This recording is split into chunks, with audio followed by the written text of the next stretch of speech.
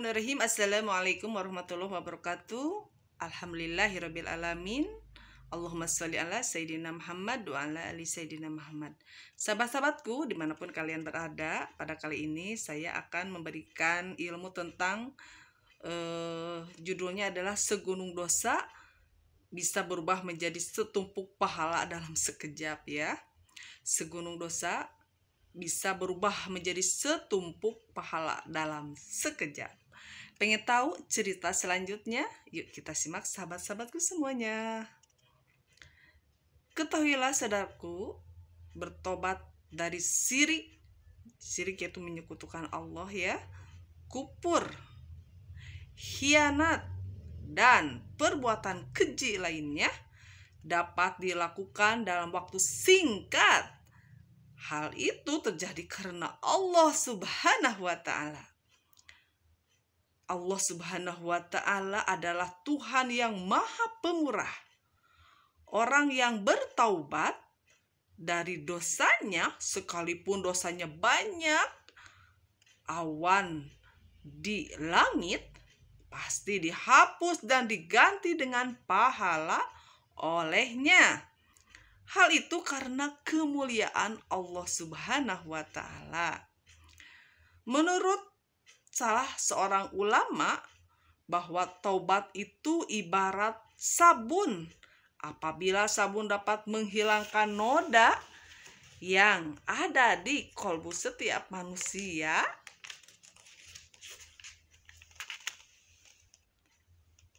tobat dapat menghapus dosa yang menempel pada kolbunya ya. Jadi ketika seseorang dosanya banyak sekali tetapi dia bertaubat kepada Allah Subhanahu wa Ta'ala, insya Allah Allah akan mengampuni dosa si orang tersebut ya. Walaupun banyak sekali dosanya, Ibnu Katsir berkata, semua keburukan di masa lalu dapat berubah menjadi kebaikan dengan taubatan nasuha. Ketika seseorang mengingat dosanya, dia pasti menyesal, mengintrospeksi diri, dan memohon ampun kepadanya. Penyesalan, introspeksi, dan permohonan ampun dapat membuat orang itu taat kepadanya. Dengan demikian, meskipun buku catatan amalnya memuat keburukan pada hari kiamat, ia tak perlu risau karena semuanya sudah terhapus dan tergantikan dengan kebaikan. Hadis Nabi Shallallahu Alaihi Wasallam dan penjelasan para sahabat sudah banyak mengulas masalah ini. Al-Qurtubi berkata, anugerah Allah tak akan menjauh dari hamba yang telah bertaubat atas kesalahannya. Dalil atas pernyataan di atas adalah ayat yang berbunyi, yaitu surah Al-Furqan. Surah Al-Furqan itu surah ke-25 dan ayat 68 sampai 71 ya sahabat-sahabatku, yang artinya, dan orang-orang yang tidak menyembah Tuhan lain beserta Allah, tidak membunuh jiwa yang diharamkan oleh Allah membunuhnya kecuali dengan alasan yang benar, dan tidak berzina, siapa yang melakukan demikian itu niscaya mendapat pembalasannya, yaitu atas dosanya, yakni akan dilipat gandakan azab untuknya pada hari kiamat, dan dia akan kekal dalam azab itu dalam keadaan terhina, kecuali orang-orang yang bertaubat, beriman, dan beramal soleh, maka kejahatan mereka diganti oleh Allah dengan kebajikan. Dan Allah Maha Pengampun lagi Maha Penyayang. Dan orang-orang yang bertaubat dan beramal soleh, maka sungguh dia bertaubat kepada Allah dengan taubat yang sebenar-benarnya. Itu ya sahabat-sahabatku semuanya. Maha penerima taubatnya Allah Subhanahu wa taala, walaupun dia udah melakukan dosa yang sangat banyak sekali, tetapi jika orang itu bertaubat kepada Allah Subhanahu wa taala dengan taubatan nasuha, insya Allah Allah akan mengampuni seluruh dosanya dan akan ditambah pahala kebaikan, menjadi pahala kebaikan oleh Allah Subhanahu wa taala. Dalam tafsirnya, Ibnu Katsir menegaskan bahwa ayat di atas adalah dalil atas sahnya taubat seseorang pembunuh, yaitu ayat tersebut tidak bertentangan dengan ayat 92 surah An-Nisa ya, yang berbunyi, dan tidak layak bagi seorang mukmin membunuh seorang mukmin yang lain kecuali karena tersalah tidak sengaja ya. Meskipun surah Al-Furqan tergolong surah Madaniyah, turun di Madinah, namun kandungan ayat tersebut bersifat mutlak ya sahabat-sahabatku. Di samping itu surah Al-Furqan tadi juga dibatasi dengan kalimat kecuali orang-orang yang bertaubat. Ya, sekarang saya akan memberikan firman selanjutnya, yaitu firman Allah surah An-Nisa ayat 116 yang artinya, sungguh Allah tidak mengampuni dosa menyekutukan sesuatu dengannya, dan dia mengampuni dosa selain syirik bagi yang dikehendakinya. Siapa yang menyekutukan sesuatu dengan Allah, maka sungguh ia telah tersesat sejauh-jauhnya. Ada hadis sahih dari Rasulullah SAW yang menunjukkan bahwa taubat pembunuh itu sah.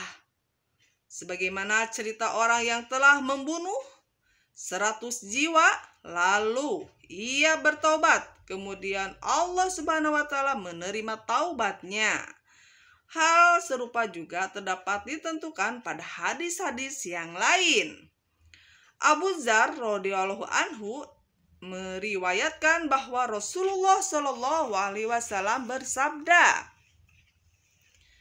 sungguh aku mengetahui calon penduduk surga yang masuknya paling belakang ya. Aku juga mengetahui calon penghuni neraka yang keluarnya paling akhir pada hari kiamat.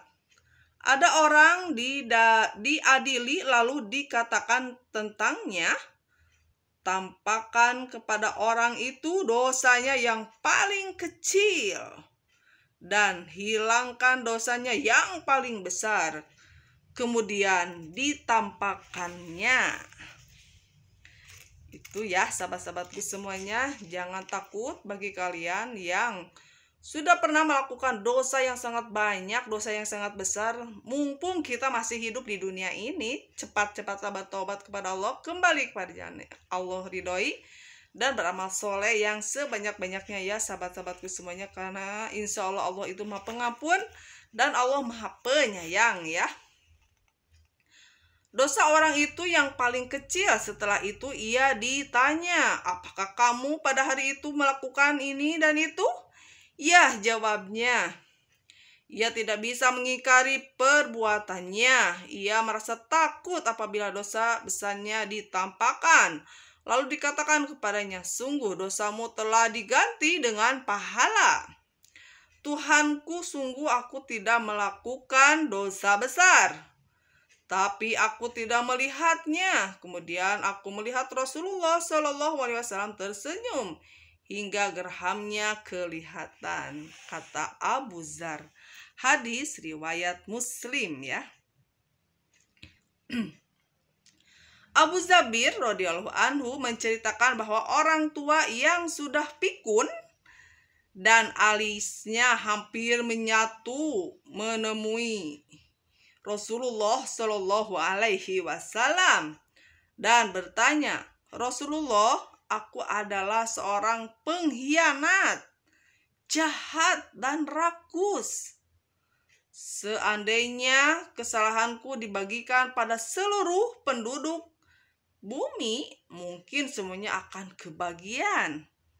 Masih adakah peluangku untuk bertaubat? Itu kata yang bertanya kepada Rasulullah ya. Apa engkau muslim? Rasulullah balik bertanya, aku sudah bersaksi bahwa tiada Tuhan selain Allah yang Maha Esa, lagi tidak serupa dengan apapun, dan bahwa Muhammad adalah hamba sekaligus utusannya. Allah pasti mengampunimu. Selama engkau beriman, Allah pasti mengganti dosa-dosamu dengan kebaikan. Allah pasti mengampunimu. Selama engkau beriman, Allah pasti mengganti dosa-dosamu dengan kebaikan. Rasulullah Shallallahu Alaihi Wasallam, bagaimana dengan pengkhianatan dan kejahatan yang pernah kulakukan? Itu pertanyaannya. Allah juga akan mengganti pengkhianatan dan kejahatanmu dengan kebaikan. Mendengar jawaban itu, orang tua itu terus bertakbir dan bertahlil. Abu Tahlal berkata, orang yang berakal hendaknya segera bertobat dan mohon ampunan. Tobat seorang pemuda itu lebih baik dibandingkan dengan tobat orang yang sudah tua. Sebab gelora nafsu pemuda sangat besar dan dia mampu meredamnya. Sedangkan kekuatan dan nafsu orang yang sudah tua sudah melemah ya. Jadi sudah pasti ya lebih mudah untuk meredamnya. Pintu taubat selalu terbuka siang dan malam. Tak ada batasnya waktu dan tak perlu bisa jasa bantuan orang lain untuk memohon ampun kepada Allah Subhanahu wa Ta'ala untuk bisa sampai dan bermunajat kepada Allah. Tidak perlu menggunakan perantara ataupun pengeras suara. Tidak perlu berteriak-teriak ataupun nomor kontak, sebab Allah Subhanahu wa Ta'ala sudah menegaskan di surah Al-Baqarah ayat 186 yang artinya, dan apabila hamba-hambaku bertanya kepadaku tentang aku, maka jawablah bahwa aku itu dekat. Aku mengabulkan permohonan orang yang berdoa apabila ia memohon kepadaku. Dan terdapat di surah Al-Mu'min ayat 60 yang artinya, dan Tuhanmu berfirman, berdoalah kepadaku, niscaya aku perkenankan bagimu. Kita bisa mengingat dan berhubungan dengan Allah Subhanahu wa Ta'ala dalam hati ya. Dalam hati tanpa harus menggerakkan mulut ataupun menundukkan tubuh. Kita cukup berbaring di atas ranjang, menutupi tubuh dengan selimut, sembari mengingat dosa dan kesalahan yang kita sudah lakukan. Setelah itu ucapkanlah, ya Allah, Engkau telah memerintahkanku untuk berdoa dan Engkau berjanji untuk mengabulkannya seperti dalam firman-Mu. Berdoalah kepadaku, niscaya aku perkenankan bagimu. Ya Allah, aku datang kepadamu dan tak ada yang menyamaimu. Sungguh segala puji, nikmat, dan kerajaan adalah milik-Mu. Kita juga dapat berdoa, ya Allah, aku memohon ampun dan perlindungan-Mu. Aku benar-benar datang kepadamu sebagai orang yang taat. Oleh karena itu, terimalah permohonanku. Saudaraku, Allah Subhanahu wa Ta'ala pasti mendengar suara kita dari atas ars. Sebagaimana Dia mendengar gugatan bibi kita, Kahlul binti Taslabah radhiyallahu anhu, sehingga Allah memerintahkan nabinya untuk membacakan ayat berikut sebagai jawabannya. Sungguh Allah mendengar perkataan wanita yang mengajukan gugatan kepadamu tentang suaminya dan mengadukan halnya kepada Allah, dan Allah mendengar tanya jawab antara kalian berdua. Sungguh Allah Maha mendengar lagi Maha melihat. Al-Mujadilah ayat 1 ya.